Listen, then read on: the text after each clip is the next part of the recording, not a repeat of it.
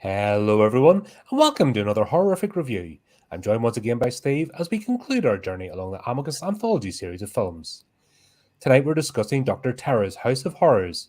Released in 1965, we meet five men who enter a train carriage in London and are joined by the mysterious Dr. Schreck, who uses his tarot deck to tell the fortunes of the passengers. The movie was made on a budget of £105,209, and we have no box office information because why would we? Well, it must have made something because they went on to make many other anthologies, Yeah, didn't it? They wouldn't have. obviously the record keeping. Sorry, I'm having to fix Facebook because, of course, Facebook breaks. You silly sausage of a platform. Except for Facebook. It's probably like, oh no, they're talking about horror again. Gotta ban it. I found a problem with Apple yesterday. If you change over your Apple ID and change iPad, they can't do anything about getting all your back purchases transferred over. Unless you got their key. So you've got to remember to keep the 18-digit key that they give you when you've opened up your iPad originally. But bloody Apple, isn't it? Yeah, I don't like Apple. I actually tried to get this appearing in Apple, but you have this. I have an Apple ID because I had an old iPod years ago. Yeah. But because you don't activate it on an Apple device, you can't do anything. No. So I just give up. So sorry, Apple users, you don't get to see us. Yeah. But you know what? I'm not going to lose any sleep over it. Something. Apple's a company for posers. Yeah. You know, I just don't see the point. I don't even keep up with the latest S things. I have an old reconditioned phone, and I will use that until it falls apart because I don't see the point in wasting money on another rectangle that looks exactly the same and does the same stuff. It's like, nah. No, I don't. I used to have an iPhone mainly when I had my business because I could claim it out on tax, and because I had an iPad as well to teach, the two sort of went arm in arm. But I when they brought out the new iPhone and on contract they wanted like 57 quid on Vodafone for I thought bugger that. What the hell do you need to be spending that out for? And I thought I'm just going to buy my phone outright, and I've just got a Oppo. Yeah, I just go down to one of the local stores that do all the recondition ones. Yeah. And I'm like, I will not spend more than 200 quid. No. I'm like, I'll have that one because of the price, and then I'll just get it. Swap the SIM over, job done. I don't need the pose. Yeah. And I'm not using it. I would understand needing the latest camera if you do a lot of social media via your phone. Yeah. I don't, so it's not important. Dr. Terrors, my initial thought when it opened was, oh no, they're using bloody classical music again because I don't know if you saw it, the opening thing that said Regal, it opened to I'm not sure if it's Swan Lake or the other one, Sleep. It goes da da da da da da da da da. But that was just the opening production company, like something like Regal Films or something like that. And it went into, but your initial shock is, oh no, they're using the classical music again, but they didn't. It was just the sort of opening. At least it was a bit more subdued. Yeah, and then it went into the music. That's was just film music, produced and everything. But so I thought, thank God for that. But yeah, I thought Asylum was bad for the opening, but it calmed down. Did Race to Witch Mountain. What was the other one that was just absolutely horrendous? Was it the Vault or the? There's one of the Amicus ones, and I mean the music was just. It was the one with the hospital, wasn't it? That one was. Adam was the witch. Yeah. But it's dun, dun, dun, dun, dun, dun, Night on Bald Mountain. Oh, Bald Mountain. Sorry. Yeah. I'm thinking of the film. Sorry. Yeah, it was the music for the. That was just way asylum. over the top. Yeah. But I have to say, next to From Beyond the Grave, this is my favorite entry in the series. Yeah, I enjoyed this one, and I can see by doing this one as their first anthology why they continued making others, because it must have got positive reviews just for the sake of having those two greats together in the same railway carriage. You have Peter Cushing sat next to Christopher Squeezed Lee. up to each other. Like, yeah. And then, of course, you had Donald Sutherland, didn't you? Yeah, he was the highest paid actor. And was he? Yeah, he got paid £1,000. Yeah. He was the highest paid actor in that cast. Yeah. Roy Castle, Mm-hmm. who became a household name, decades on, wasn't it? And he was in one of the Carry On films, wasn't he? Carry On Up Kyber. Yeah. Yeah, that was funny. That's probably another one of my favourites, Carry On Up Kyber. And then you had, what was his name?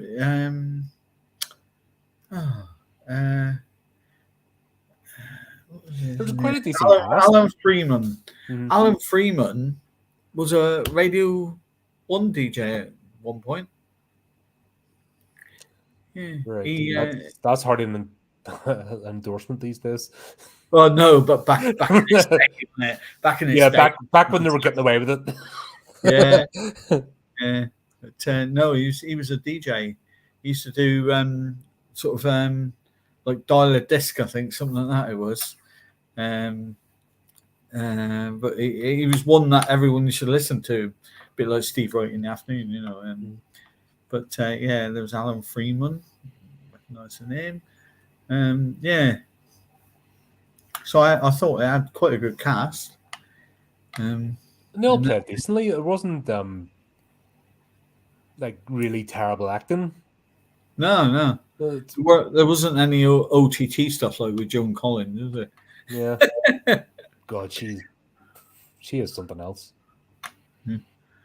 No, and I thought it was brilliant casting this time for Peter Cushing, because if you remember, he was unrecognizable. Yeah, like he changed his voice, his demeanor, everything, and he's worn those fingerless gloves and done that sort of disheveled look before. But I think the eyebrows and the beard and just the way really bushy eyebrows, isn't it? Yeah. But I thought they cast him in the correct part, because if you remember that one where we said he could have been cast in the part as the the crypt. Yeah, he could have been the bartender. He'd have been perfect as the bartender. He's a couple of them. He's just been put in the wrong position, cast position, really. But this one, he was perfect. This was his part. Mm-hmm. I think this was him all over, haunting, quite spooky, and yeah. And also, he's got that because he can play the aristocratic gentleman, but this is him really sort of debased. Even though he's playing a doctor in this, he's playing that sort of carnival type person. Yeah. And then Christopher Lee, he was playing sort of the gentleman, the arrogant gentleman, wasn't he? He was the only evil character in this, I would say. The only character that deserved it. Yeah. If that makes sense. Because most of the other anthologies have been the characters have deserved it some way or another. And I've shown it out. But this one, everyone else is basically innocent. They were victim of circumstances. Yeah. Yeah. But the old werewolf thing was quite good. Even though you didn't really see the werewolf, did you? I don't think you needed to. I think I would have ruined it. Just in the mind, and it was good how it was done. You had to imagine, which was quite good for horror in back in the 60s. You imagined what was going to happen, and that's what made it scary in the 60s. These days, you see it all, don't you? Yep. Because I feel like you guys have been doing a Peter Cushing, Christopher Lee review segment lately. They've been well, it's the same company, you know. Yeah. It's a series of films by the same company, and they've had obviously the same actors. It's like if we were doing a Tim Burton series, we'd be talking about Johnny Depp and Michael Keaton all the time, and Helen Bonham Carter. Chris, did you know Peter Cushing was in one of the Star Wars films? And he wasn't an admiral. He doesn't know anything about him. No. This was actually quite clever. Talking of which, because we've got Peter Cushing's character comes on. He's Dr. Schreck, and Schreck in German means terror. Yeah. Translated, and there's 5 people just board a train, and it's actually quite cool the way they did it. And even the steam on the inside of the train. Yeah. So they must have used the legit carriage, because they wouldn't have just done that. Yeah. Yeah. So they must have just filmed at a train station. It looked like Paddington.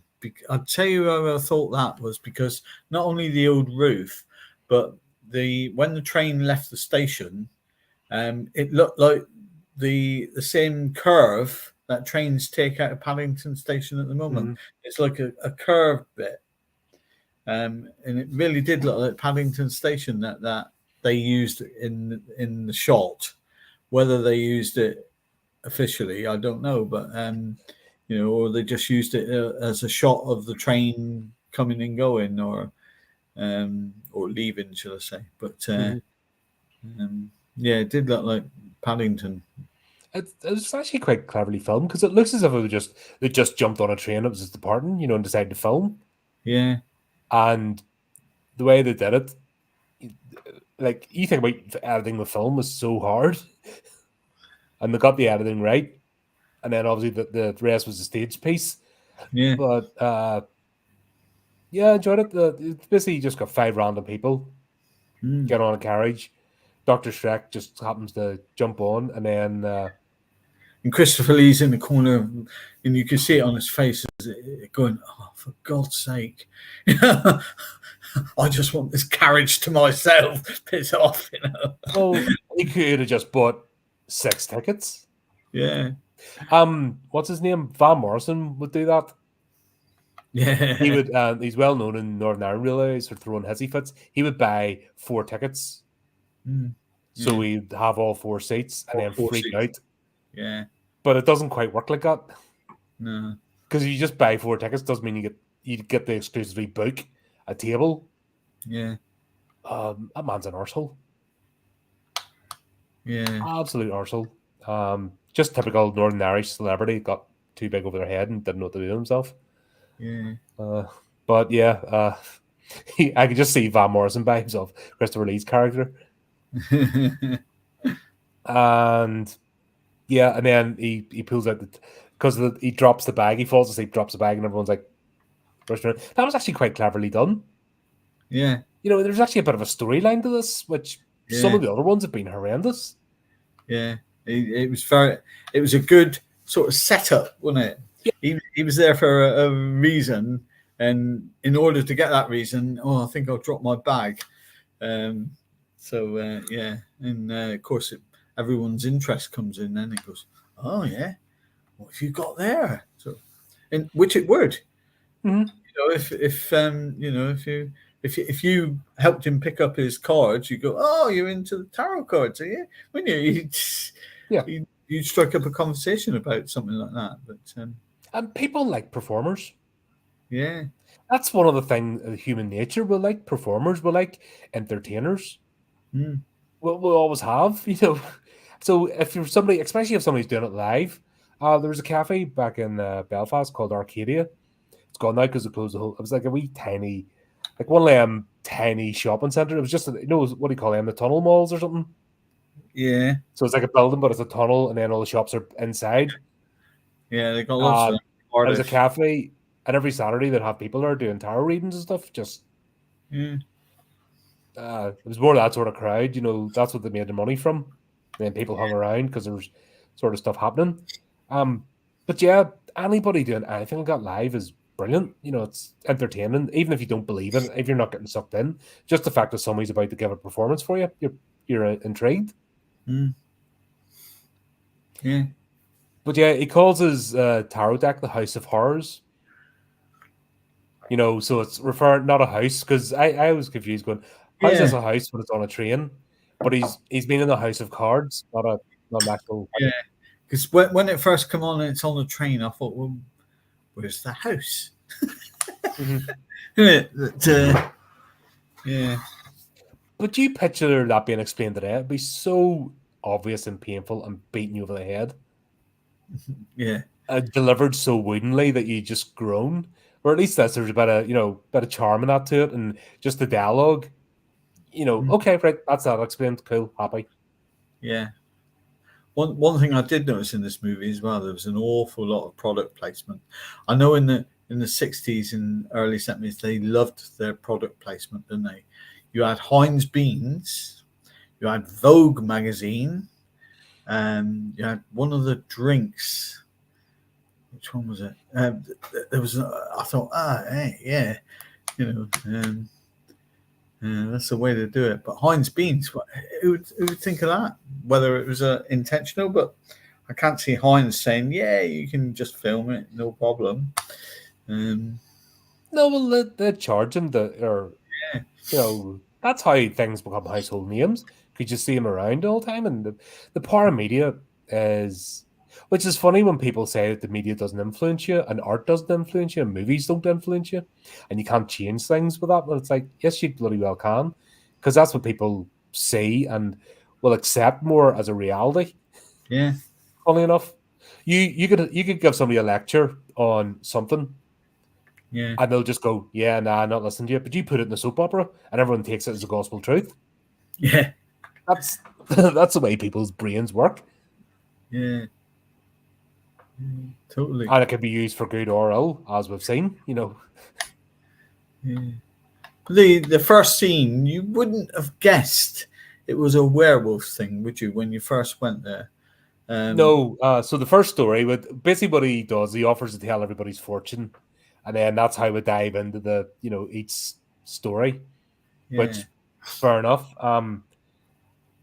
Yeah, He it all was seems rather innocent. an Dawson's architect. an architect. Yeah. And he got asked to go to an old customer's house, didn't he? Well, it was his house that he sold, Yeah, that's right. Yeah. so the customer requested him. Yeah. Which, So how you would know where you put your house in the market. I don't think you give details of where you work and all, and where somebody can contact you 20 years later, sort of thing. It's a bit yeah, odd, but I think we just brush that over and go with it. yeah. Maybe because it was a stately home and obviously somebody renowned note, Mm, but say la vie. That's what it was. He's an architect, and because he sold the house, the family home, yeah. He uh, suddenly went down this basement, didn't he, and found a wall. He just thought, "Oh, I know, I'm going to knock that in." well, he scratched it and he saw it was Yeah, plaster. yeah, yeah. Which I'm glad it turned out that way, because if that had been like a genuine made you think it was brick, I'd have just switched off. I'd be like, what is this? But no, they said, oh, that's not recent, or that's not old, that's recent, that's plaster. And yeah, so basically, Mrs. That's a Bidulph Yeah, bit called off. him because she Deirdre, wants to knock two rooms into one. yeah, to Since make was it a dance studio or something? Well, she said something like it was meant to be, it could be a ballroom, but it wasn't. It was meant to be a museum, an Yeah, exhibition. But who would call an architect? Like, that's not exactly. you could just call it builder, couldn't Yeah. you? Yeah. I suppose the premise is he lived in it, stately home, takes a wee bit extra expertise, but would you not be a bit suspicious? But I thought that the wall she wanted to knock down, looking at it, was a supporting wall. And I thought, how's that going to work? It's the fireplace. Yeah. and that's a supporting wall. And nowhere, I'm not a builder, and I even know you can't do that. But Yeah, that's where your house sort of falls down. yeah, but, immaterial. You aren't supposed to look at a film like that, are you? Yeah, the plot has to happen. Yeah, yeah. How do you end up in the base? Oh, he wanted to check below, wasn't it, to see what the foundations were, to see if it was a supporting wall? Yeah, That's actually what it was. He wanted to see. yeah. So technically, if it went right down to the basement, it was. Yeah. But yeah, this again, there wasn't. The good thing about it was all imagination, because you didn't actually see a werewolf Mhm. like that. You didn't actually see anyone attacked. All you saw at the end was the claws going towards him, and then it went back to the train carriage. So I think that was the brilliance of this film, because it left it all to your imagination for the gore. Mhm. There wasn't any gore in it, was there? Now, I laugh, you know what I mean? I like a bit of gore and stuff from time to time, but atmosphere is more important. Yeah, You get a sense of dread and a story being told, I'm in. I don't need the gore. The gore's just, if it suits the story, I've no problem with it. I'm not one of these people. It's like, oh, but I also don't agree with just, oh, let's throw it in the screen just for sake of it. Same with nudity. I'm the same mind about nudity. If it works and it's useful, cool. If not, what are you doing? Doesn't serve any purpose. yeah, But yeah, so the whole point was that Dawson's family had a fight with who do you call him? Valdemar, because that isn't an evil name at all. He was out, so I don't know whether they stole the property from him or fought him in clan battle or something. yeah. But they had this fight and they ended up at the house and Valdemar was defeated. And that was the story of it. And then it kind of went into, the werewolf, because it was a story told. It's great the way they automatically just jumped, oh, it's a werewolf. Yeah, yeah. They seem to know the legend, didn't they? Just like that. Well, this is back to what I was saying. Nobody tells stories anymore. Nobody has little cultural idioms that are passed down. That's all wiped out, which it's the death of any culture. If you don't know your own stories and where you're from and you don't build on those stories, then you die. Yeah. You've nothing. It's that wee bit of extra spice that gives you a reason for going on and something to hold on to and a reason to want to build and continue.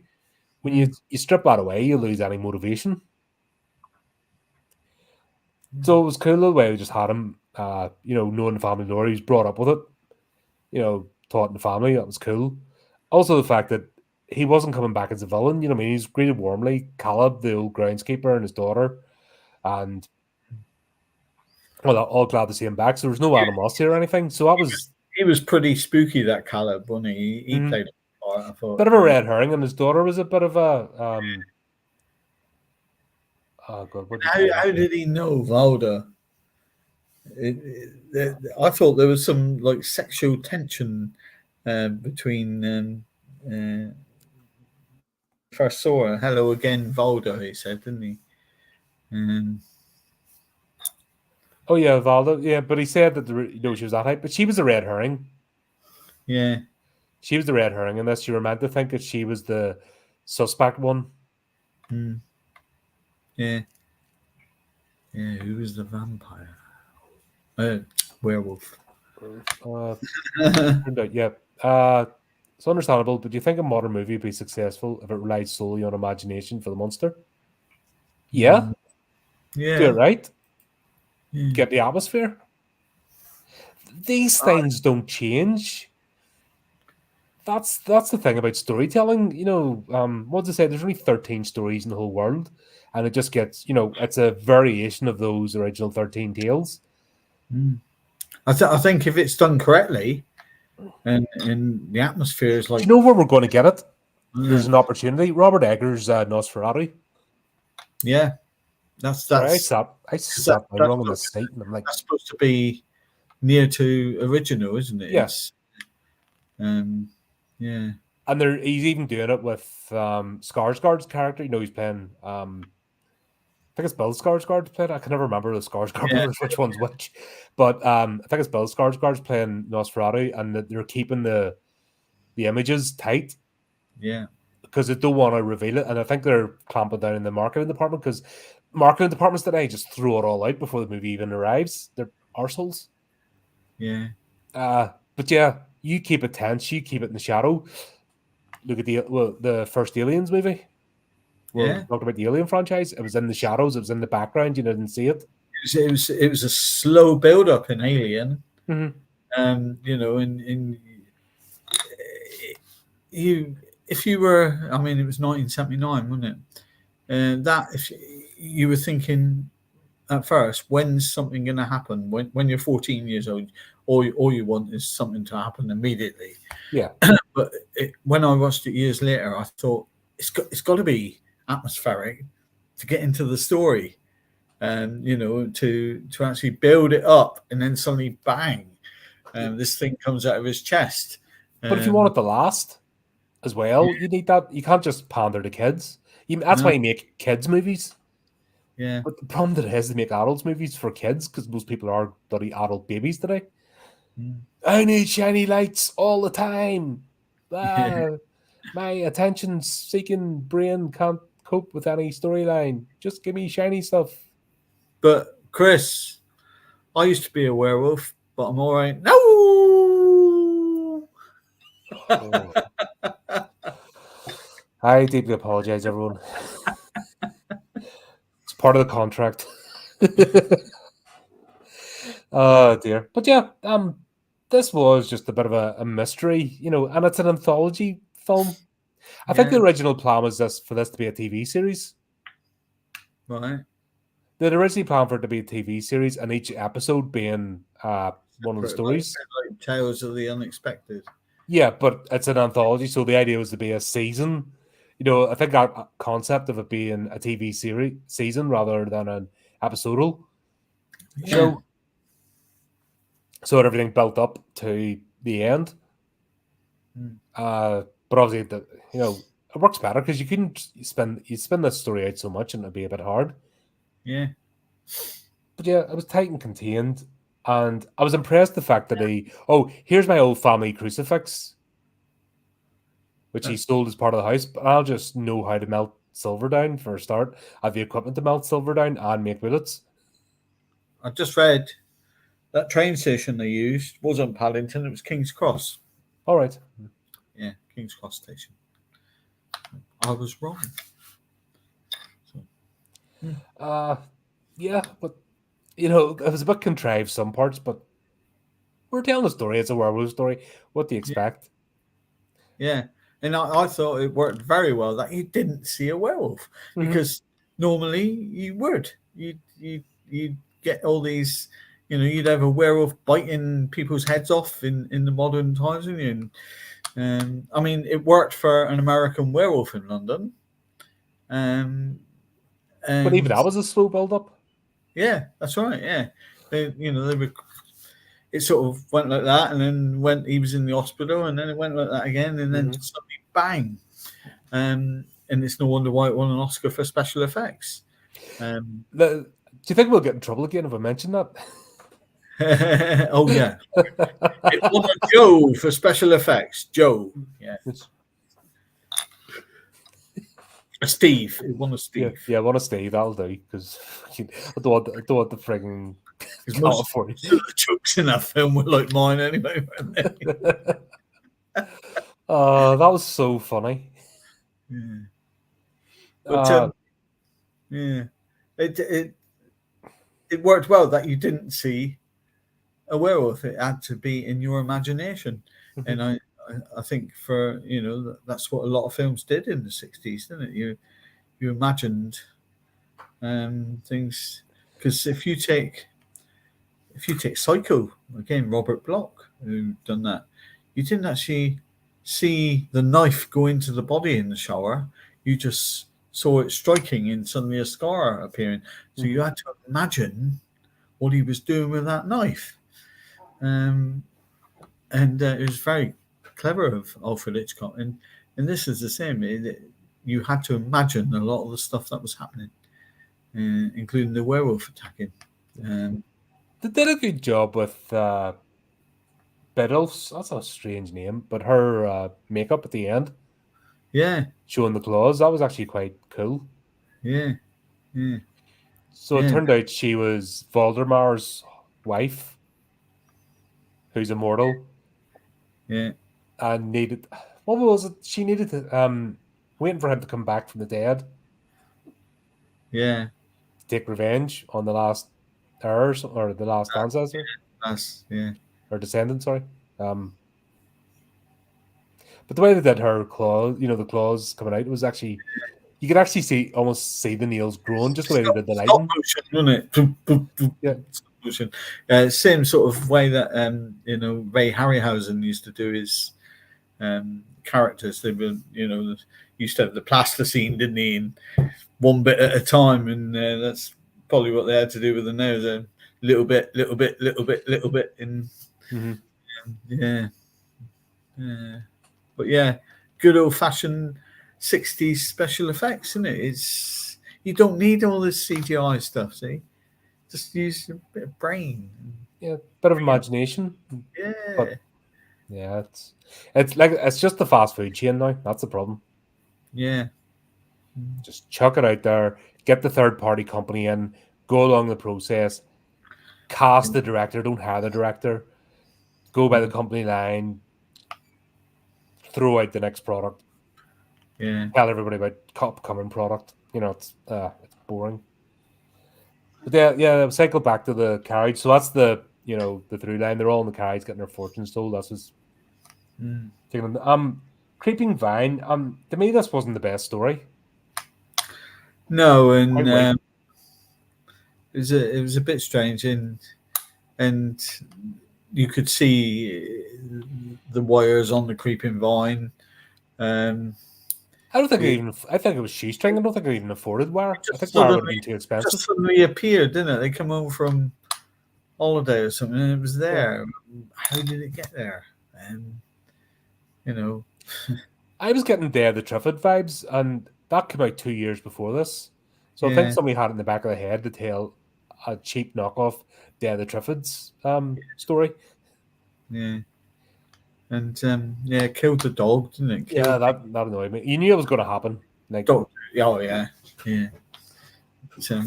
But this could have been solved with some weed killer. You don't cut out creeping vines, you don't cut out weeds anyway. You have to get them in the root. Cole was laughing at the way they were trying to, when he was there trying to cut it with a hoe, and then he tried a pair of scissors, and the scissors flew right across the garden. Like he thought it was hilarious, but yeah. Yeah, definitely. So basically, they find a plant, they try to dig it up, it fights back, and I just love the fact that they've got access to the MOD. Yeah. All these top boffins to go, oh, would you take a sample? Like, yeah. all right, this could take over the world. And then it takes over the house. Yeah, it was this is more Twilight Zone, I think. Yeah. This is something that would have appeared in the Twilight Zone. Why the one house? Well, maybe it was happening all over. Well, yeah, but they could have indicated that it was, throughout the country or something like that. Something in the newspaper, meteor storm. Yeah, something to actually give it the oomph that this creeping vine was there because, did he, plant something by mistake? Yeah. Yeah, very weak this one, but it was the. I think it was the shortest one as well. Yeah. But yeah, it was basically a filler, but fair enough. But this was supposed to be stories of warning them about potential futures. Yeah. So it's like, well, don't dig up the plant, let it grow, or burn it. Yeah. Oh, it was so funny when they put out the fire. Oh, I yeah. know, we'll burn it. A piece of newspaper, that's going to do it. That's going to generate enough fire. Has that anybody ever been camping? Here you go. And the leaves are patting the thing down, and you're like, oh, this is painful. Yeah. You know, two people are doing that with it off camera. And then you saw when it was wrapping around the doctor's neck, you saw the cable going like this. Oh, Yeah, they could have even made the cable to look like one of the vines, but they didn't even bother with that. it's like they couldn't be annoyed. No. But again, back in the 60s, people would have been there shocked because in the 60s they never had the sort of death and CGI and Friday the 13th type stuff, and it was all imagination, and to see a vine, even if it was led by a cable, people would have gone, oh, like Yeah, this. people just automatically block out the piece of string. They don't see it. Yeah. Fair enough. Is this a case of us being spoiled with like over a century's worth of filmmaking that we can stick our nose up a bit? But I just, like I said, there's a whole feeling of this that they just could be bothered. Like they did such a good job with the first one, and the rest of these have done pretty well with a Yeah, few comical pieces. But this one, it was like, nah, we'll just throw it together. Can't be annoyed. yeah. Do you know what's good for getting rid of people's stuff or getting rid of trees and other diesel? Diesel, was it? Yeah. So I had this numpty that moved in when I had my house, moved in next door, and his whole back became an absolute shithole within like 2 months, absolute dirtbag. And these like trees started growing, and they actually started growing under my patio. Mm. And I'm like, and I was trying to get stuff done. I was starting to actually put because I had a row of flags towards the end of my fence, Yeah. and starting to actually push them up. So I lifted one of the flags, got a thing of diesel, and if you drill into the roots, so I just got the drill out into the roots, poured the diesel in, and then the next morning that whole tree was just poof gone. Oh, sorry, yeah. No, I didn't know that because I've got one in my back garden that they've cut down and they've left a stump, but it's quite a big thing. So yeah, they just left a stump. Whoever done it, whoever cut the bloody thing down. So it's got to go. Yeah. But is that not normally dead when they do that? Yeah, I think it is dead. Yeah. Yeah, so you're just getting the chainsaw out with that. Yeah, it's huge. It's like one of the old big fat oak trees. Yeah. And they've cut down and it's really anyway. Let's just get the chainsaw out, bzz, bzz, bzz, bzz, and you've got firewood if you've got a little range stove.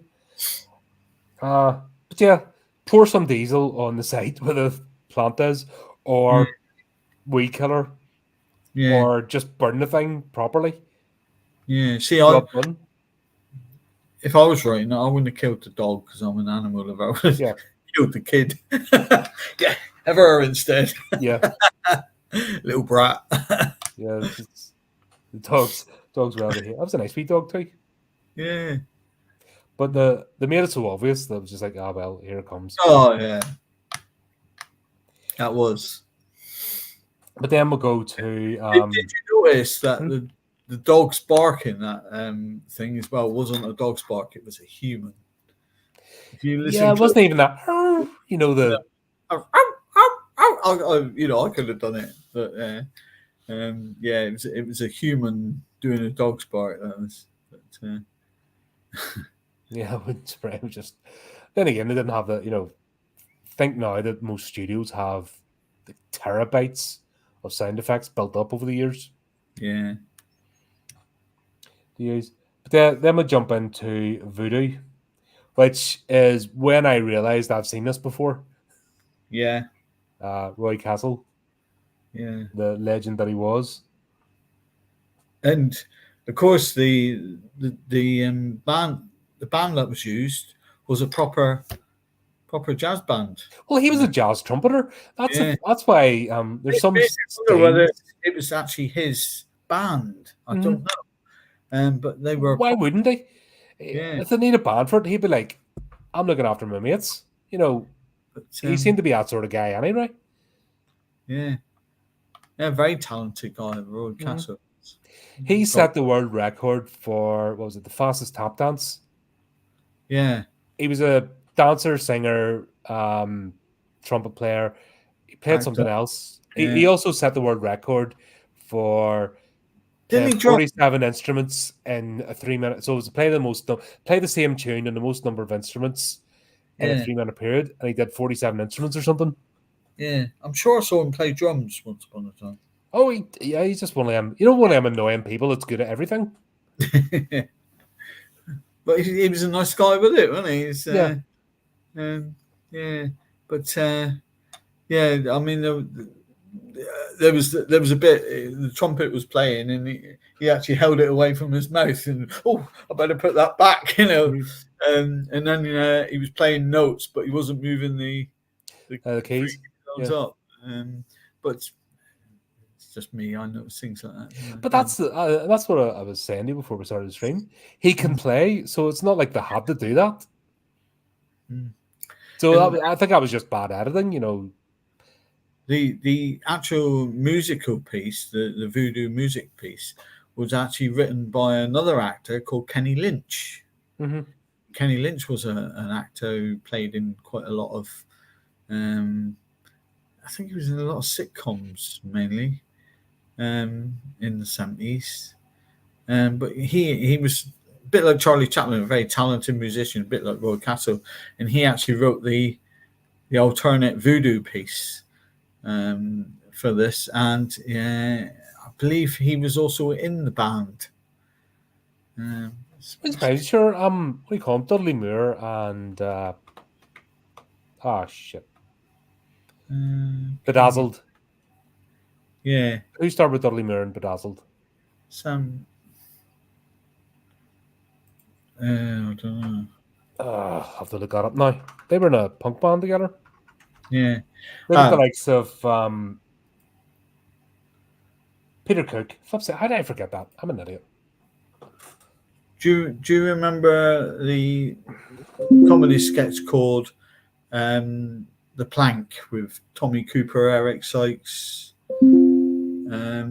Oh god, yeah, they always did that on stage. Yeah, and the Kenny Lynch was in that. British actor. He's been in loads. Sweeney, Kenny Everett, and he was 90 when he died, but he was still working up until 2 years before. Like we said about actors Yep. Michael working. Caine regretfully had to retire at 91. Or Sir Christopher Lee. God, Yeah, he went right to the end. He was not giving up. In yeah, fact, him and Peter Cushing, they just, people like that enjoy performing. They enjoy what they do. And it's not about the fame or the money. If you no, genuinely enjoy what you do, you're not putting yourself out. You want to do it. It's the thing that keeps you going. yeah. And more people need that. Especially Mm. today, you see people don't have that. They don't have that interest. They don't have that passion, and that's why they're miserable. They're just Where trying to. They. It's a bit like people opening a restaurant in this day and age. They think they're going to make big money out of it, don't they? And of course, it God, tends to be quite the opposite. yeah. And plus, you can open a restaurant, and then the demographics change, so it might be successful at Oh, the start. 5, 10 years down the line, they put in a new housing estate. It's a completely different crowd, and they don't want what you're serving anymore. And you don't. That's one of the most brutal ways to make a living. yeah. Yeah. Even see the people that did. I had a burger van once upon a time, and we Yeah. used it as an outdoor kitchen. Mm. So what we do is that if somebody wanted to throw a dinner party, but their kitchen wasn't big enough, Yeah. and there's a bit, so you had that pocket out the back, and then you did all the overflow stuff. Yeah. cooking, and then you did it. So you're able to, they wanted 20 people around there having a party and a gazebo, but their kitchen, they were using that as well. Not quite stately home, but normal middle class house. Mm. And they wanted to do that. So you bring that round and do all the stuff out of it. So they'd actually be able to cater. Yeah. But even that's bloody hard work. Yeah. Even Kenny Lynch had numerous chart singers. They didn't do specifically well. The highest two of them got was number 10, but he still had them 1960 and he done one in 1983 as well. 1982 he done the London Marathon, but yeah, he's had such a wide career. But it was a different breed of people. Yeah. But yeah, he was he done. I think they knew not to rest on their laurels. I think there was this idea of, once again, it's about having that passion anyway. If you have a passion, you'll turn your hand to anything. And Yeah. you'll have more strings to your bow. That was that old. Remember that, have more strings to your bow, the old adage. Yeah. The more you can bring to the table, the more you're secure. If you're not just pigeonholed into one thing. Some got one trick and then the market changes. You take Charlie Chaplin though. I mean, you'd think that he was just a comedy actor, wouldn't you? And No, I saw the documentary. One of the earliest documentaries with him in it, and the work they put into those gags. Yeah. And you can have nothing but respect for the man. They knocked their pan in, and they put themselves in danger. A lot of them back then used to do their own stunts. Yeah. If you take Harold Lloyd, I don't know if you've heard of old Harold Lloyd. He was the same sort of thing. He used to do comedy, and he actually used to do his own stunts. And some of the stunts hanging off the arm. Oh, he's the one that did the clock tower, wasn't he? Yeah. The famous clock tower scene. That was legitimate. Him doing it. Yeah. Yeah. And of course, Charlie Chaplin was a classic composer. Mm-hmm. He used to do all his music for his own films. And of course, the most known piece that he did was called Eternally. And a beautiful piece of music, beautiful. I play it on the keyboard, so it's quite a hard piece to play as well. It wasn't any of this stuff that they do these days of free chords, a bit like status quo, C, G, and E. This stuff was the chords in it were just, you think, how am I going to play that? Where am I going to get my fingers around that one? Yeah, it's proper music. But Kenny Lynch, he's such a wide-ranging career. He was 81 when he died, in 2019, and he was working right up until 2007. So, yeah, you wonder with some of these folks, is it when they stop working, is that what kills them? That's what kills them, yeah. Remember this old guy, he used to do pastries in the kitchen, one of the kitchens I supervised, and he was like, he's 71 at the time. God, he's pushing, he still lived with his mum was in her 90s and still going as well. But I'm like, Steve, why do you work, mate? You don't need to. He's like, well, all my mates retired and they're dead. Yeah. It's the same as I used to work with a lot of guys in the, working the kitchen porters, the camp Hambash were all ex-miners. Yeah. And they just brought that work ethic, the smell, they come into work and they bloody smelled. Yeah. And then you would have one of the young girls who worked in the, behind the counter. Yeah. And they're always miserable. And, this is hard and this. And you freaking guys knocking their ball, in their 60s, not even have, not super fast, but as fast as they could, had a smile on their face and they got the job done. And they didn't mind the fact they were a bit slower because they'd stay an extra 10 minutes, but they wouldn't leave until everything was done. Yeah. And it was just that. And this film was of that generation. Yeah. Yeah. And even God, when was this? Back 2006. So I would have dread to think what it'd be like now. You know what I mean? I'm even go back in time to history. Yeah. When I saw the change in generations, I wouldn't even like to think of the generation 10, 15 years now in the workplace. In fact, even in the office setting, I've worked beside a couple of them and just my head's done in because there's just no work in them whatsoever. Yeah. And they make your life hard, and the whine and the complain that their lives are horrible, but they won't apply themselves. Even for fun, they'll consume, you know what I mean? They'll stick the triangle to their face and they'll whinge that they're bored, but they'll do nothing for themselves. And look at the actors, look at the quality of actors we have today. They're Terrible, isn't they? like you can't You'll even get like the them. odd. You'll probably get 1 in 1,000 that is actually, good, and the rest are just like. It's a bit like tradesmen, isn't it? Of today, years ago you used to have to do an apprenticeship and just to be a painter and decorator. And these days they just take them off the bloody job queue, don't they? And say, yeah, here's a paint. Slap a bit of paint up and now. Yeah, in builders, let's build that house. Yeah, stick some bricks together, no problem. Whereas, used to have to do an apprenticeship years ago to stick a brick on top of the other. Then that's why everything now is, we see the degrading quality on everything. Yeah. And it's not good. It's actually quite depressing. It would really put you down if you let it, but it's good to go back and remember, these people, it wasn't fake, the genuine talent, and they used it.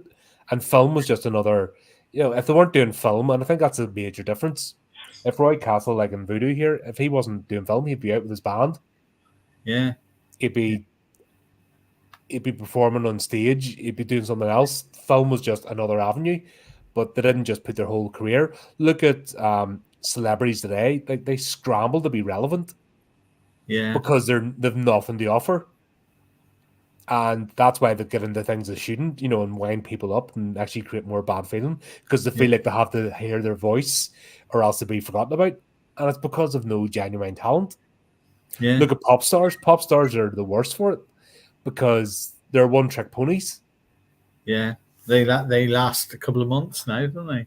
Yeah, if that, I couldn't even tell you stars now. I watched the documentary on Joe Longthorne. Do you remember Joe Longthorne? No.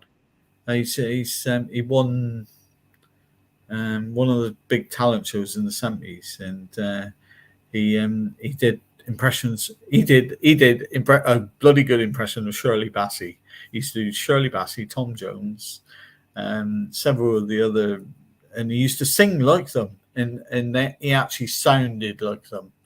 And he used to take the mick of Shirley Bassey as well by doing her mannerisms, oh yeah, like that, and he used to do all that, and he was still going strong up until he died of throat cancer, I think it was, and he was still going strong, and this documentary, but it turned out that he had such a following because he was a really nice guy as well. He just didn't care about him being the star. He'd go out to his audience and he'd go out and speak to them, and he'd stop as he was going into the theater. He'd stop and talk to them all, and he was just a really nice guy. And everyone, all the other stars like Jimmy Tarbucks and things like that, all said about him, when they introduced him, he's the nicest guy in entertainment. He died of cancer. Actually, funny enough, Roy Castle in this one, because basically the story is that he's a performer. His band gets a chance to go to Haiti, and he witnesses a voodoo ritual and then decides to steal the god's music. Yeah. And then it's just it's actually a really simple story. I can't even remember the name of the god that he stole the music from, but it ends up this big storm. I had to laugh though. I thought it was quite that at first when he was stood there writing the music down, there was one guy behind him, and then turn back to the voodoo dance, come back to him. It was 2, back 3. That is brilliant. That is so funny. Yeah, very well thought of. That was. Yeah, just here. What are you up to? Yeah. Yeah. So he tries to play it in London. He writes it and makes a mashup of the song, basically mocking the god, as it says, and then a storm blows up. But I love the way he's in the middle of the street and the storm's blowing, and he blows back the poster for the movie that he's in. Yeah. That was clever. Yeah. That was that's one of the earliest cases of fourth wall breaking. Yeah. And then, of course, he gets back to his apartment, and then one of the priests just arrives. He dies of a heart attack. He faints. Yeah. I thought he just fainted. No, I think he died of fright. I think that was the whole point. Yeah. But the tragedy is Roy Castle died of lung cancer. I'd never smoked in his life. Yeah. He got it because he was playing trumpet in jazz clubs and got it from passive smoking. Yeah. And he was one of the ones, and his death actually pioneered, it was called the Roy Castle Clean Air Award or something. Yeah. So if a pub or club voluntarily banned smoking or said there was no smoking place, they got this wee plaque. That was something that was never really talked about. It was only when the government brought in a ban, but people could voluntarily do it. And because of what happened to him, it was a genuine case of passive smoking. Because if you think you're, I'm doing a wee bit of bugle in my time, it's you really are accentuating the old air. I used to hate playing in Plymouth. It's gone now. It's knocked down. Plymouth Social Club, and that was the sort of place where you walked in and you couldn't see where you were going. It was that smoky. And you used to go back, and the stage was right next to the door around the corner. And but yeah, you used to try and talk to the audience, and you'd have to squint your eyes to see where they were. And you could, when you were singing, you could taste the smoke. It was that bad. I used to my parents are passive smokers. Yeah. And my clothes used to reek all the time, and I never smoked in my life. Never, because I grew up around it, I had no interest. Yeah. And I used to always get it. Have you been smoking? And it actually put me off buying good clothes. Yeah. Because I used to have nice jackets on and just reek of smoke. And my aunt was bad for it. Remember my old at Margaret's house? Their ceiling was yellow. Yeah. And you're like, bloody hell. Yeah. I think kissing a smoker as well was. Oh God, yeah. Just like, yeah. Even that, I'd have an odd cigar now and again, but that's like a rare occasion. But I wouldn't do it in the house. No. You know what I mean? If you're in a balcony or something, but I wouldn't. Don't see the point in that. Yeah, my dad used to be a pipe smoker, and cigars at Christmas. So. And that's now and again fine, but also. What I hate about cigarette smokers, especially when I joined the army, was you're always picking up the butts of smokers. Yeah. And I'm like, I don't fucking smoke. And you put they always go for the bean tin to put them in. And outside every accommodation was a bean tin. And the bean tin was empty, and all the butts were around the bean tin. And supposedly trained soldiers, 200 meters, bang on target. And they couldn't freaking get that into that. Yeah. Oh, it used to piss me off. But then obviously things started changing. I was one that was glad of the smoking ban, and I don't like people being banned for stuff. But smoking's one of them things that if you don't smoke, you have no choice. Yeah, and we're getting very sort of big brother, aren't we? You will do this. You will do this. It's kind of a bit ridiculous. I'm not for that at all. Yeah. I just think it's a bit of common decency and respect. So if you smoke, don't breathe in people's face. Don't go in an enclosed area. Have a bit of common wit about you. It's same as vapors today. Vapors have just shown the same disrespect smokers did. Yeah. They never... All you get is a face full of strawberry now, isn't it? Yeah. But it's like one of them things. Have a bit of common sense. Somebody's not in it. Don't get in their space. And then you won't have people telling you what to do. Yeah. But then again, if somebody wants to smoke, let them. Somebody wants to drink, let them. Yeah. None of my business. As long as it doesn't, like I said, my only problem is if my door gets knocked and somebody comes into my space, that's where it's a problem. Mm. As long as you do whatever the hell you want, Yeah. I just don't get the world today. But it's an overreaction because things were too much one sided, and this was a case like Roy Castle where things were the the pendulum was way too much the other way. Yeah. Yeah, cool. Yeah, I did enjoy this game much better than the plant one. Oh, the plan one was awful. That was the worst. Yeah, but the Roy Castle one was good, and the music was good. I thought the music was very jazzy Yeah, and and he's a good actor as well. Like he was yeah, doing the sort of East End London boy type, thing. And yeah, he's from Liverpool, yeah. which is funny. And then obviously we go on to Christopher Lee's one. Really, yeah. I thought Christopher Lee would have been the last person, as in I'm the big star, I go last. But he finally broke, all right then, because he's going poppycock, you're being played, and all this. Okay, I'll Sutherland was the last one. Donald Sutherland was The last one. Yeah. Yeah. Christopher Lee was next to last one. It's funny because more people remember Chris. I know what was the last thing Donald Sutherland did? Was the Hunger Games thing, wasn't it? I don't know. I think that's the last thing. He was the best Donald Sutherland thing I saw him in was A Time to Kill, John Grisham novel, and he played a alcoholic ex-barrister or lawyer who got struck off, and he was quite good at that. Christopher Lee, I thought this was the best sketch. I think I like this one. Yeah, he's being this twatty, artsy fartsy, arrogant. Yeah, imagine putting yourself out there and critiquing other people's work. Like, what sort of an arsehole do you have to be to talk about other people's art? Well, they do it, don't they?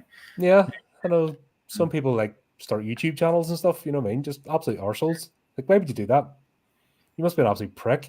No, especially this terrible one. It's awful, and the guy is just like such a pain in the ass, and the stuff he has behind him on this YouTube channel, it's just like he just put it away. It's like pictures that should be put out left, right, and center. And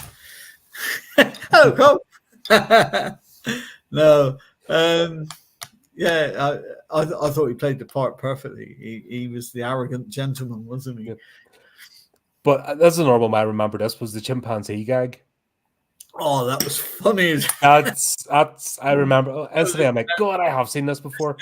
This is better. This is done with flair and all this, wasn't it? And who's the artist? A bloody chimp. But it didn't stop there, because then every time, once he got him, then he was at this rotisserie dinner, giving his speech, and Lander turns up, and like, man, I was impressed actually, because he does the little paper cutout things while at the dinner and pulls it out, and it's all chimps. You're like, that's actually quite clever. Yeah, I thought that was brilliant. And just kept turning up, and then just completely threw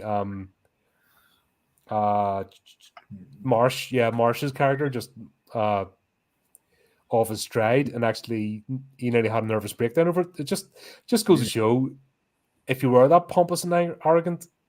Yeah. And this is the thing about Amicus I've noticed. They have this thing where they do like a fourth wall break, that they actually look inside the industry, because they did it with John Pertwee's one. Yeah. You could tell they don't take the whole Hollywood thing seriously. No.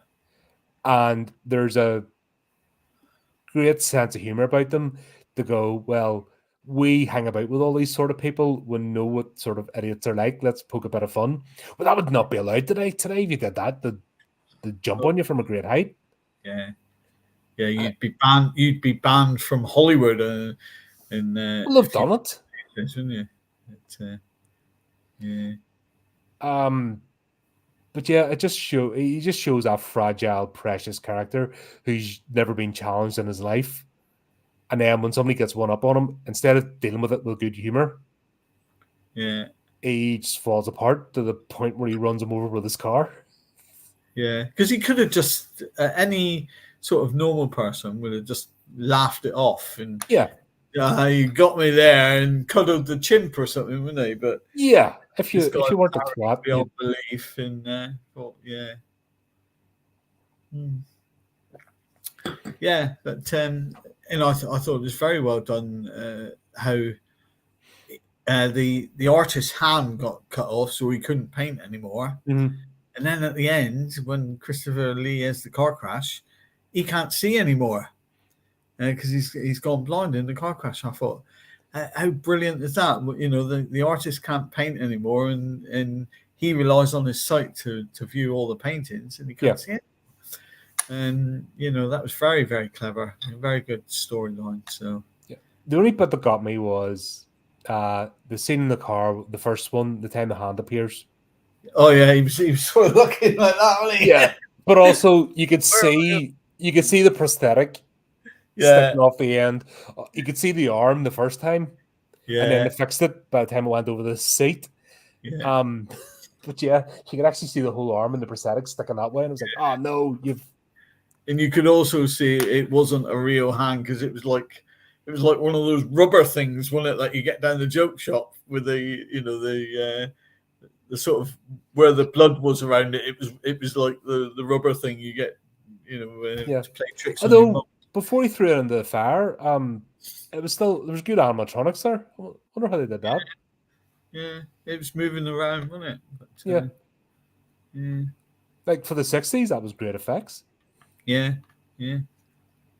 Today it would be a horrible CGI thing that looked nothing like it and it'd be awful. Look more like a foot. Mm-hmm. No. As I said, it was out of them all. This was my favourite sketch. Between this and Voodoo, I don't know, the two of them were brilliant, and I'd definitely say, like, part for part, Roy Castle was acting the same quality. You know what I mean? Giving the same quality of performance as Christopher Lee. Yeah, because he was just Roy Castle. He was that younger Roy Castle that everyone knew in the 60s, I did like Christopher Lee's sketch, and that's another thing as well. Everyone associates Christopher Lee with Dracula and being the scary villain. And he has done so many roles where he's actually abased himself. Yeah. He's actually been on West End stage in all these Shakespeare things as well, hasn't he? He's so much. He was in the heavy metal band as well in the 80s. Yeah. Just, amazing man. This is becoming the Christopher Lee channel because I've talked with you a lot about him, talked with Dale a lot with him when we did Lord of the Rings. We're going to do it again when we go into The Hobbit. Yeah. It just changes to the Christopher Lee podcast. Yeah. I just gush. I'll probably get more views, actually. I just sit here and gush about Christopher Lee and share lots of ChristopherLee memes. Still there, Christopher Lee was in Star Wars. He was actually, true enough. Yeah, he was funny. He was he was Count Dooku. Dooku. Dooku. And Peter Cushing was in there. So he remembers that one. I think he he got the rank right this time, Grand Moff Tarkin, that's right. Yeah, because the horror fan had to tell him, well done. There's two in a row. Well done. Google's working well for you. His line, Chris, Grand Moff Tarkin, was, "You may fire when ready." And dun dun dun dun dun dun dun, and then they go to fire, and he shoots the Death Star, and he dies there. You don't have to watch him now. Yeah. How things change with that franchise. And then we get the last story. Anyway, we go back to important things. Now we get Donald Sutherland.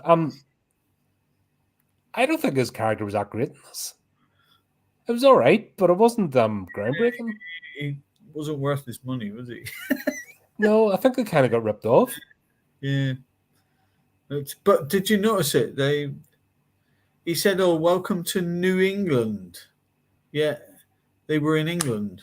No, he flew back because obviously they seem to have a strange thing when they have to involve America because Americans can't watch anything unless the Americans involved.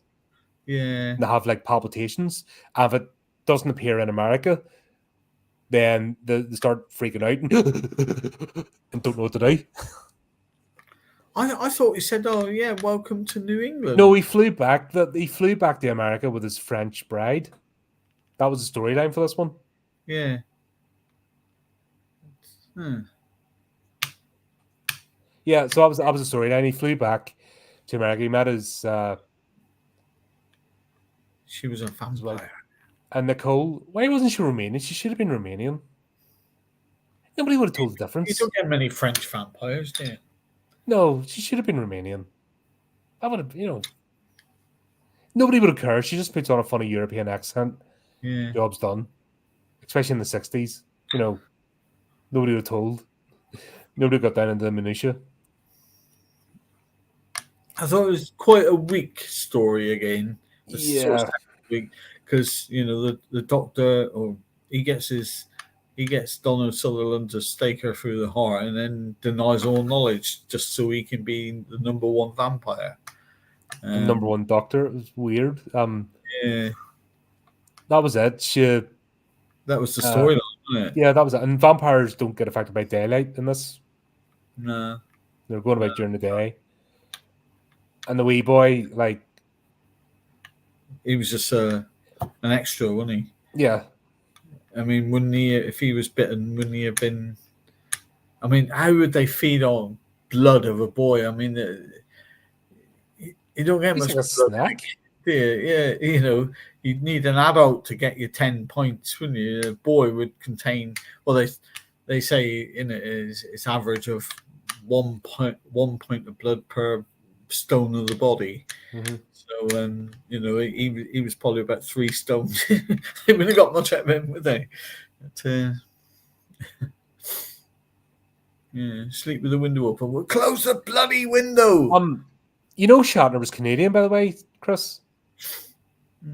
So, Chris, a lot of Americans prefer British actors, particularly myself included. That's why they picked Patrick Stewart to replace our American cowboy space captain James Kirk.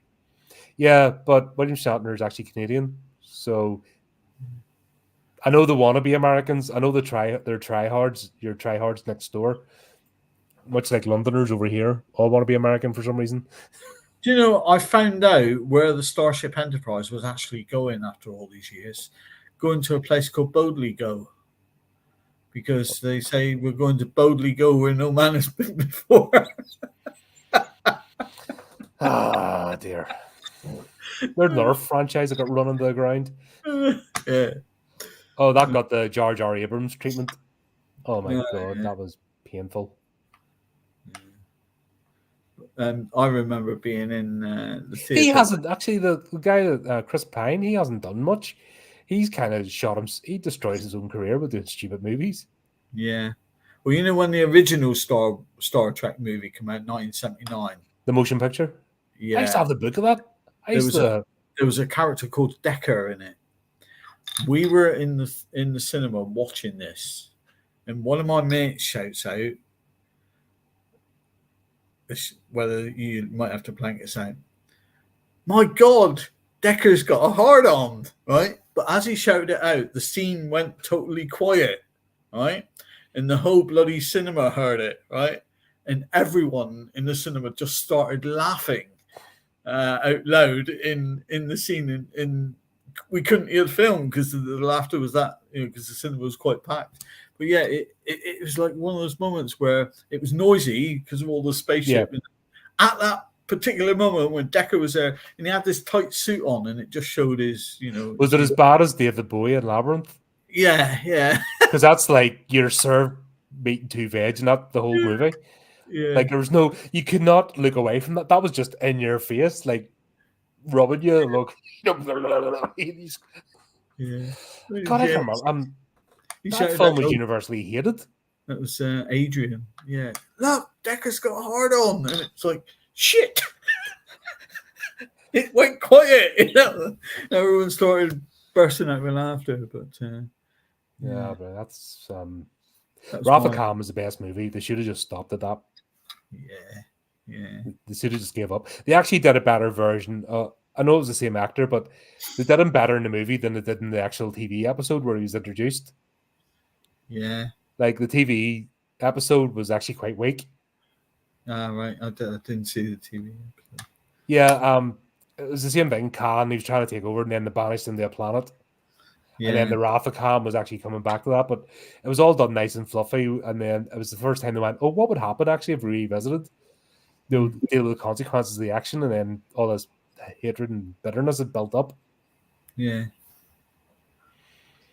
Oh, It was all right, but it was silly. Come on, Star Trek 4 was silly. was that the one about the whale? Yeah, about the whales. And they travel back to the 80s, and it's like, nah, they should have just stopped there. That's once you introduce time travel, you're in trouble. Time travel or multiverses and anything, and that's it. You're done. You've run out of ideas. Yeah. And from Star Trek 4, I think most of the cast started to look like Jabba the Hutt, didn't they? They were getting on a bit, and they weren't keeping up their gym routines. Yeah. So. But Anyway, going back to Donald Sutherland. It's a weak story because nothing actually really happens in it. Yeah. Apart from, she's a vampire. You should stake her through the heart. Oh, okay then. Yeah. Because that's what you do. Yeah. Yeah, that's right. Yeah, I have no problem with that. You know, I've just married the woman. Yeah, I'll stake her through the heart, no problem. Yeah. No, but even that there, you just stake somebody through the heart because somebody tells you to. Yeah, that's the way normal, rational people. How did he come across that she's a vampire? Because he told him. I can't remember. I sort of glossed over this one going. He just said, "Oh yeah, the window's open. Yeah, oh I saw your missus, didn't he? Because he sat in with the boy, didn't he, overnight? The doctor who was the vampire, really. He was in the boy's room, and then he saw this bat coming in, and he shut the window. No, did he not do that? And then it made the sign of the cross or something. No, that was before. That was the scene. Was it? Yeah, that's when he said, yes. No, he says, "Oh, I'm going to sit in the boy's room," didn't he? And overnight and keep a watch, and he kept a watch. And as the bat was coming in the room, he shut the window, and then he shot. Oh, he shot through the window. That's right. Through the window, and then the girl come out, and she had a bloody hand, didn't she? And he says, "Oh, how did you do that?" And I jammed my hand in the window. Yeah. So he then said, he then told him he's got to kill her by a stake for the heart, and he's making a stake. And so he goes, Donald Sutherland, was it? He said he gives her a kiss, doesn't he? And says, "I love you." And that's easy to do. Then calls the police. Yeah, I've actually stuck a stake through my wife's heart. She's a vampire. But it's okay. The doctor told me to do it. The doctor told me to do it. That's the way the law works. Yes, doctor. Did you tell him to stick a stake through her heart? No. No. You did. No. There's only room for one vampire. And one doctor in this town? Yeah. I was just like, what the... Oh, dearie me. That was... Well, I think this was all intentional comedy. Or was it trying to be... These anthologies, the last anthology is always got a bit of humour in it. You think you had John Pertwee, didn't you? Being the vampire. Yeah. And that was pure comedy, that one. That was comedy. And then, there seems to be something about the last one thinking, let's put a bit of humour in it. And won't just be us, have a strange sense of humour. No, I think these were genuinely funny. You know, just whether intentional or not, that's the thing. Yeah. And then it goes on to the train, doesn't it? Back to the train. And he disappears when they go through the tunnel. That was well done. Yeah.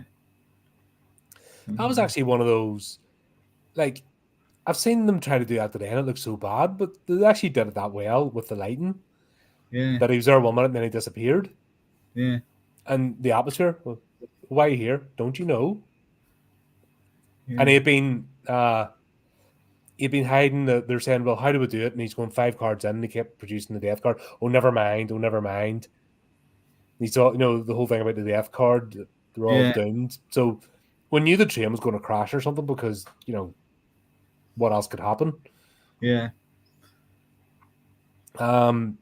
But yeah, that's what we're talking about that before we went live. That in a tarot deck, death doesn't actually mean death. No. It means change. Yeah. And if the change is good, the card's the right way up when it's on the table. If a change is going to be bad, it's inverted. It's actually the hangman is the warning. Yeah. In the tarot deck. Yeah. Yeah. Yeah. No, I did know about the death doesn't specifically mean the death of someone. It means, like you could be changing job, for instance, so it's the death of your first job and you're going to do another change one. In relationship, change in you're about to move house, Yeah. It's all on the questions that are asked as well. Yeah. Should I, because normally if you're consulting the tarot, it's should I do this? Should I do that? I have a decision to make. Do I go one way or go the other? Yeah.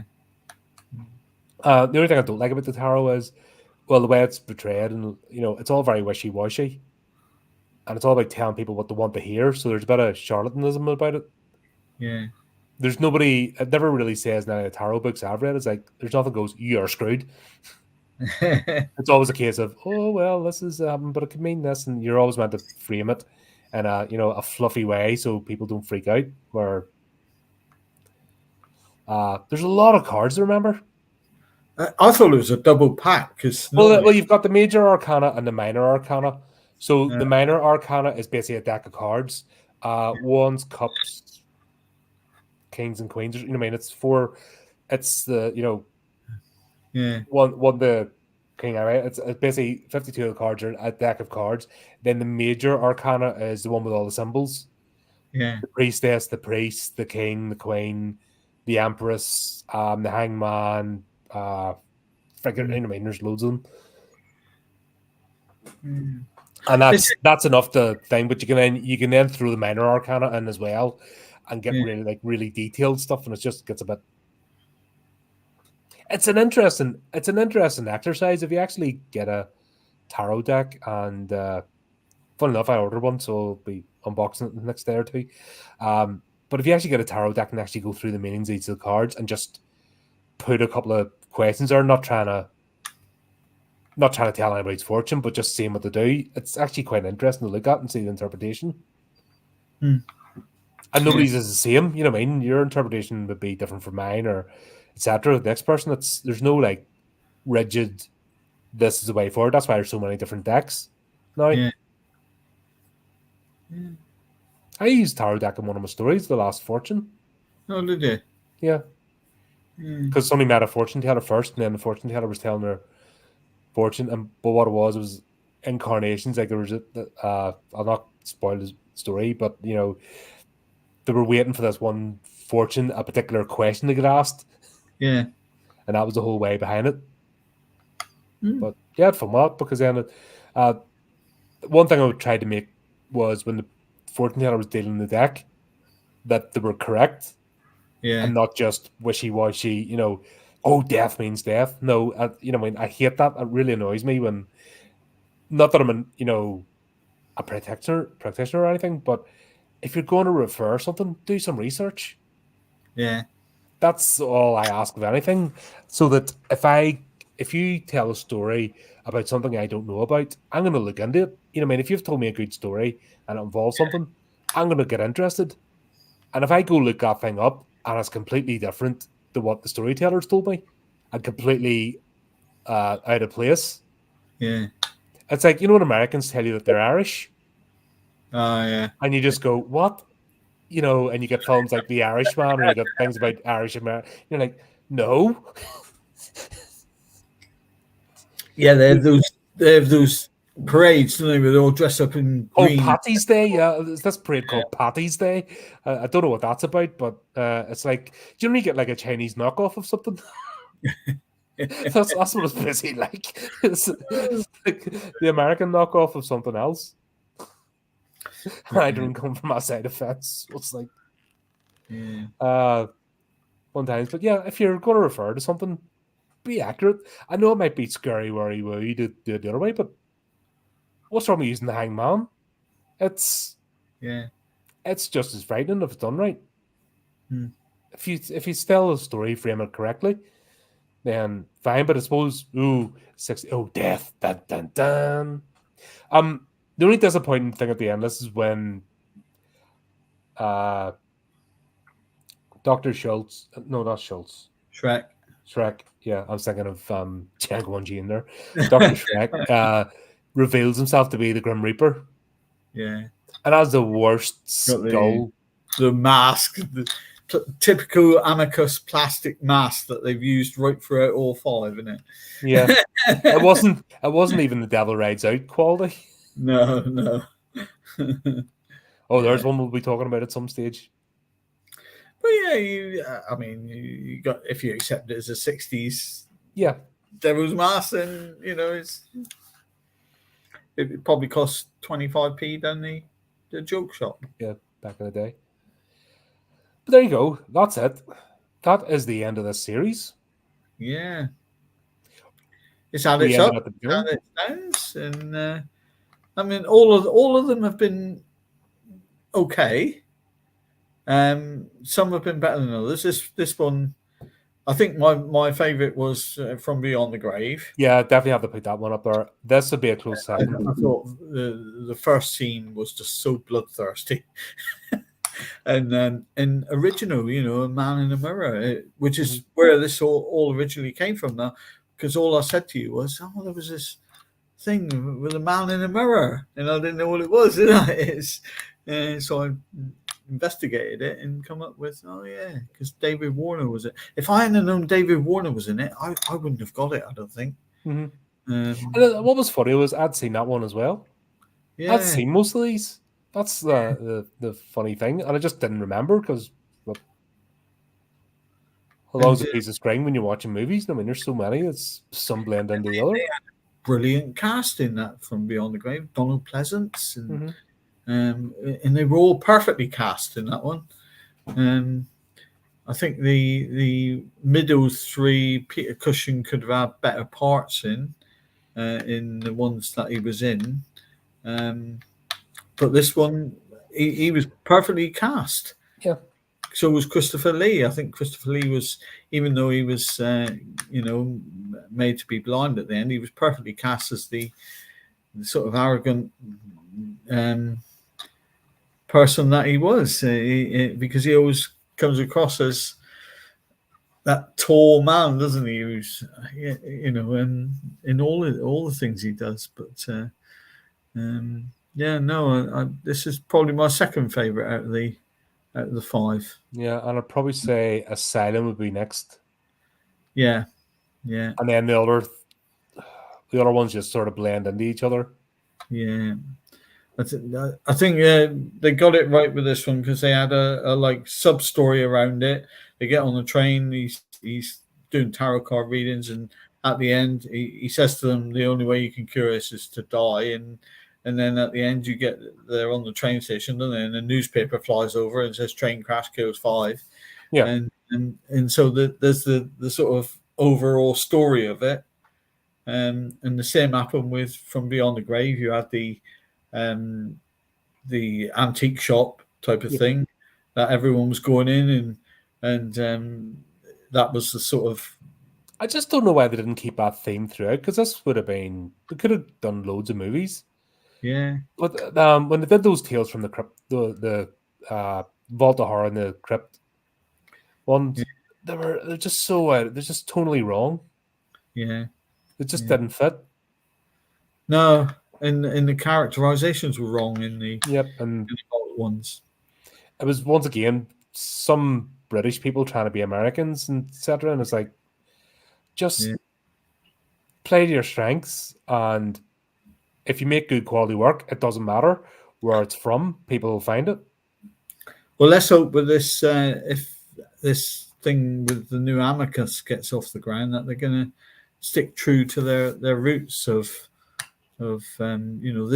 this sort of thing, or From Beyond the Grave. And Well, if not, because I don't live too far from Shepperton, so I'll be knocking on their door, like, yeah, excuse me, sort it out. yeah.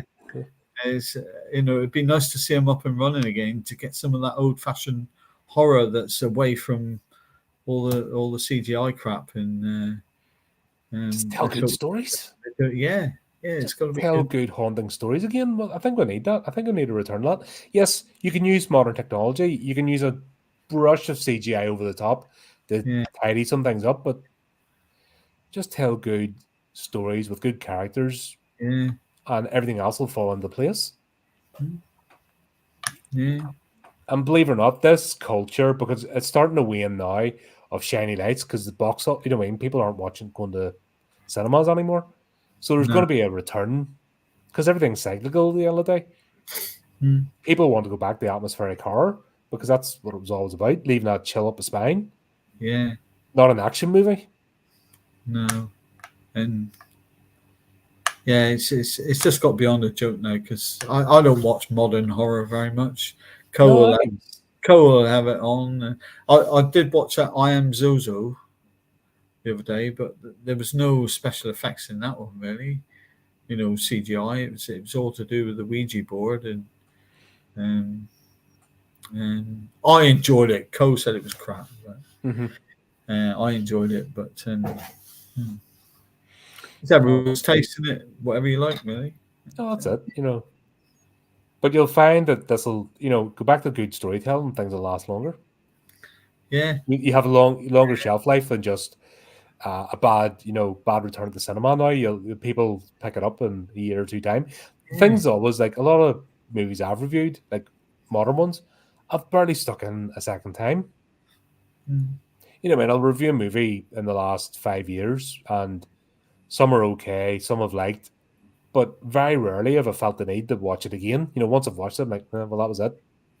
mm, Or these sort of movies, you can always, stick back on and get enjoyment out of them. yeah. Well, you can.